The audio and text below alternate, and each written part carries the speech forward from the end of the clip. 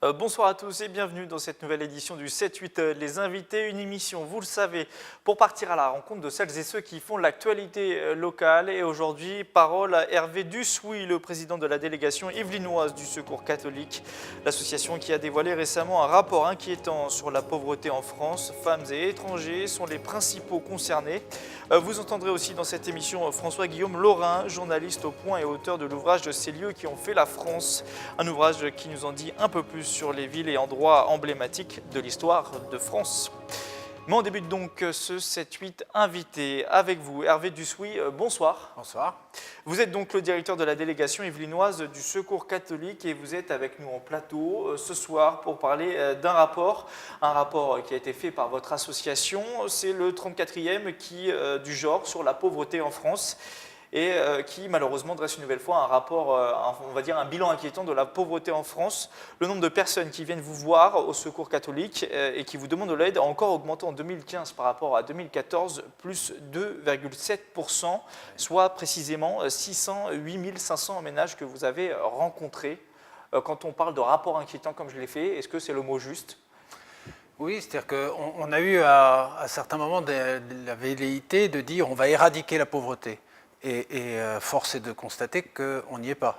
On n'y est pas, non seulement on n'y est pas, mais les chiffres d'année en année continuent d'augmenter. Alors, ils augmentent pour plusieurs raisons. Ils augmentent d'une part parce que les pauvretés sont très stabilisées avec les taux de chômage qu'on connaît et ainsi de suite. D'autre part parce que ces populations augmentent par un apport, entre guillemets, de personnes extérieures qui viennent se rajouter, principalement d'ailleurs dans les lieux de pauvreté déjà. Les ménages qui viennent vous voir, vous par exemple au Secours catholique des Yvelines, ils viennent pour quelles raisons? Quelles sont leurs difficultés au quotidien? C'est se nourrir, c'est payer le loyer?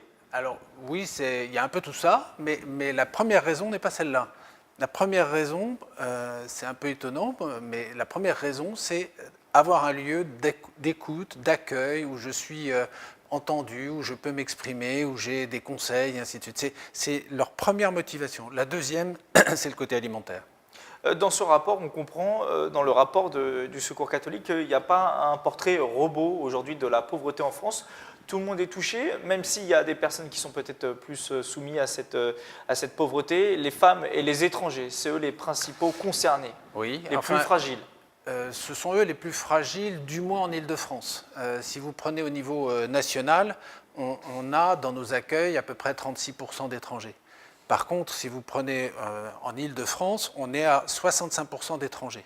Donc vous voyez que les proportions ne sont pas les mêmes. Les étrangers arrivent beaucoup plus en région parisienne et donc du coup l'Île-de-France doit s'en occuper, c'est elle qu'il incombe d'accueillir ces personnes-là. Mais donc on a une surreprésentation des étrangers en Île-de-France. Les femmes isolées avec enfants sont aussi en surreprésentation et là encore leur situation s'aggrave. C'est un cercle vicieux finalement. C'est un cercle vicieux, oui, enfin c'est un cercle dont on ne voit pas la fin dans tous les cas. Je ne sais pas si c'est un cercle vicieux, mais on ne voit pas le bout du tunnel. C'est-à-dire que de mois en mois, sans arrêt, la situation continue de s'aggraver.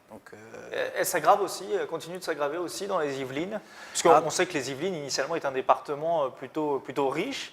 Est-ce que c'est une idée reçue ça, sur les Yvelines? Non, c'est pas une idée reçue. Les Yvelines, c'est le deuxième département le plus riche de France. Donc ça, c'est une réalité si on prend un revenu par habitant. Cela dit, c'est un département dans lequel la pauvreté existe aussi bel et bien. Mais par contre, elle est très concentrée dans un certain nombre de lieux. C'est du côté de Trappes, c'est du côté de Mantes, du Val-Fouré, c'est les Mureaux. Enfin bon, il y a un certain nombre de lieux bien connus dans les Yvelines et toutes les pauvretés sont concentrées là. Mais pour répondre complètement à votre question, les Yvelines, c'est un département qui a la chance d'être en bonne santé économiquement, relativement bonne santé économiquement, mais c'est un département qui ne porte pas sa part du fardeau par rapport au reste de l'Île-de-France. Vous entendez quoi par là?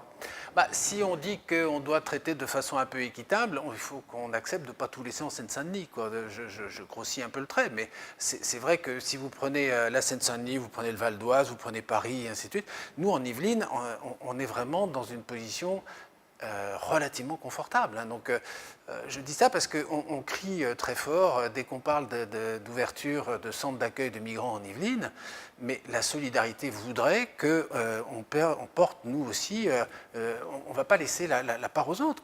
Il n'y a aucune raison qui justifierait ça. Donc, en termes de solidarité, il est logique, normal qu'on cherche des lieux d'accueil en Yvelines pour que ça ne soit pas dans les départements pauvres que se concentrent toutes les pauvretés. C'est pas acceptable. Et tant qu'à faire, pas aussi les concentrer dans les Yvelines, dans les lieux, on va dire déjà les plus pauvres. Il faut que ce soit dans les territoires peut-être. Ben oui, mais c'est là aussi où c'est un cercle vicieux. C'est d'une part, il n'y a pas beaucoup de lieux d'accueil dans les villes résidentielles, ça c'est un premier point. Et d'autre part, lorsqu'on veut en créer ou récupérer, on a devant soi une levée de boucliers des populations et des élus qui disent pas de ça chez moi. Donc ça veut dire qu'on va retourner dans les communes pauvres où là on ne se plaint pas trop parce qu'on a l'habitude de la pauvreté. Au-delà de ça, on a l'habitude de la pauvreté et la pauvreté fait beaucoup moins peur parce qu'on la côtoie, on sait ce que c'est.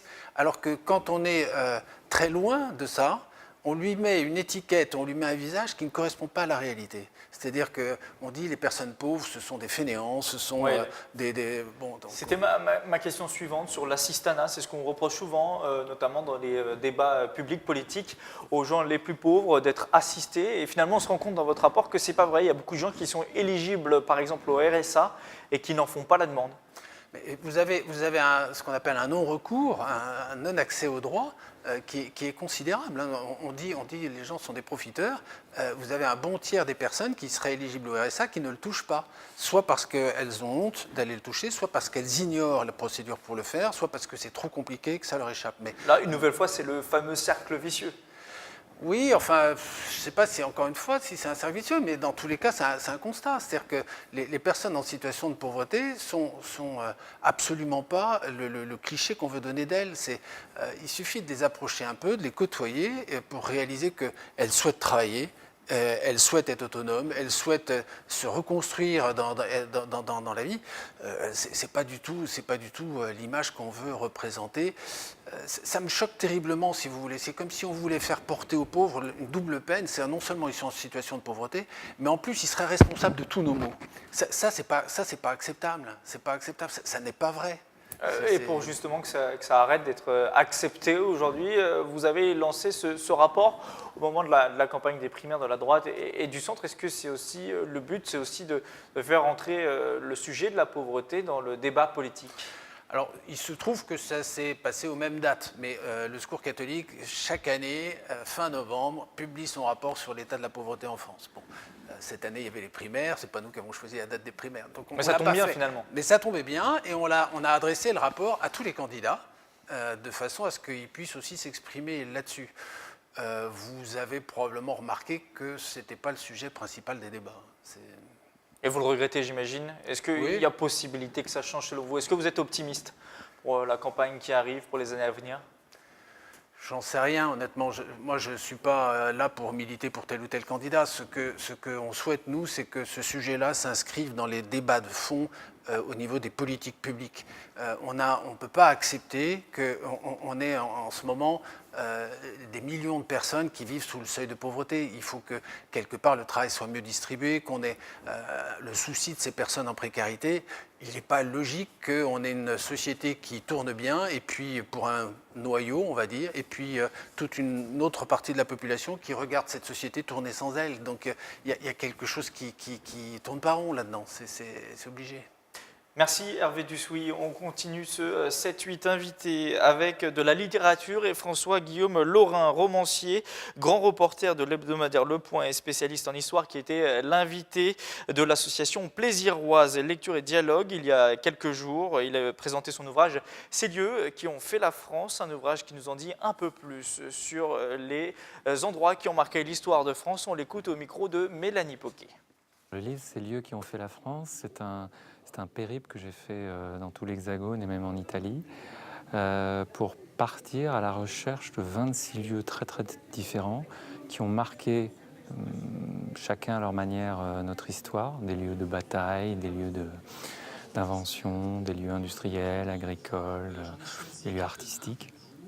Et je travaille en fait sur la mémoire des lieux, c'est-à-dire en fait sur les traces que laisse l'événement, l'histoire, quand elle arrive dans ces lieux, depuis donc le moment où a eu lieu l'événement jusqu'à aujourd'hui. Pourquoi, par exemple, quand on va à Don Rémy, on trouve la maison natale dans cet état-là? Quelle est l'histoire de cette maison? Pourquoi il y a aussi une basilique? D'où est-ce qu'elle sort? Comment elle a été construite? Et pourquoi il y a un énorme musée qui écrase et défigure le village? Je suis parti dans 26 endroits avec toujours comme relais des gens qui, sur place, des gens du cru qui m'ont aidé et m'ont transmis un peu tout un savoir qui n'était pas forcément dans les livres sur ces lieux-là. Et pourquoi ces 26 lieux-là en particulier? Il y avait des incontournables, c'est-à-dire des mythes pour nous dans notre imaginaire, comme Marignan, comme Bouvines, c'est souvent des batailles comme Valmy. Après, il y avait des petits plaisirs que je voulais m'offrir. Je voulais refaire la fuite du roi Louis XVI à Varennes. Je voulais savoir exactement comment ça s'était passé, ce drame, pourquoi il s'était arrêté, qu'est-ce qui s'était passé dans cette rue. Ensuite, il y avait des histoires peu connues que j'avais rencontrées dans mon travail au Point, dont j'avais entendu parler. Là, je voulais profiter de l'occasion d'un livre. Donc, chaque chapitre fait à peu près une 20-25 pages, donc d'avoir la place. Ça pouvait être par exemple une histoire aussi insolite que la reconstruction des Tuileries en Corse, ou bien le transfert dans une abbaye en Aveyron de tous les tableaux du Louvre pendant la guerre. J'ai d'abord fait mes devoirs avant de partir, c'est-à-dire je regardais, je lisais un peu ce qu'il y avait sur le sujet. Avant de partir aussi, je contactais, j'essayais de trouver les bonnes personnes, les bons relais, les bons poissons pilotes. C'était toutes sortes de personnes. Ça pouvait être un curé, ça pouvait être un prof, ça pouvait être un élu, quelqu'un qui s'occupe d'une association, un passionné, enfin, de toutes sortes, ou plusieurs à la fois. Plus, parfois, je faisais des sondages sur place, parce que je voulais avoir aussi la manière dont l'événement s'était inscrit dans la mémoire collective, comme à Montoire, par exemple, à la poignée de main entre Hitler et Pétain. Comment est-ce qu'on vit avec la honte, la collaboration. Donc là, j'ai fait un sondage sur toute la place du village. Mais ensuite, j'ai fait relire chaque chapitre par un historien spécialiste de la période. C'est la fin de ce 7-8 Les Invités, une émission à revoir en replay sur notre site internet tvfil78.com. Sinon, rendez-vous demain, même heure. Bonne soirée à tous.